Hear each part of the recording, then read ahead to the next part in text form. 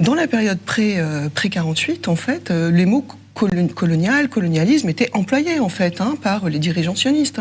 Les institutions qui étaient créées, certaines avaient le nom colonial. Moi j'ai travaillé sur les films sionistes des années 40. Il s'agissait de devenir palestinien et donc de remplacer les Palestiniens. C'était très clair. Et ça a continué pendant plusieurs années. Au moment d'Oslo, c'est là où on ne parle plus de colonialisme. Donc beaucoup plus tard, 1992. Beaucoup plus tardivement. Et puis bon, effectivement, quel est le titre de propriété sur cette terre, en fait, qui est revendiquée? La Bible.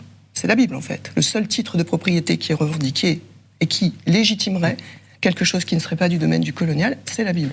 Donc vous voyez, la Bible, c'est quand même pas un titre de propriété.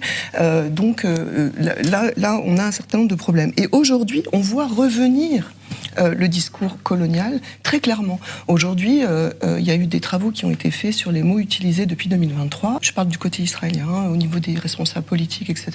On parle de Nakba 2023. Donc la Nakba, c'est la référence à l'expulsion des Palestiniens, de 750 000 Palestiniens en 1948. 750 000 pour le coup, ayant travaillé sur les archives humanitaires de l'époque, c'est 940 000 personnes que l'UNRWA a pris en charge en 1950 quand il est créé. Donc on est plutôt autour de 900 000 que de 750 000. Donc effectivement, c'est le premier processus effectivement d'expulsion qui ouvre la voie à ce colonialisme. Et aujourd'hui, on parle de deuxième Nakba. Netanyahou a même dit, c'est la deuxième guerre d'indépendance.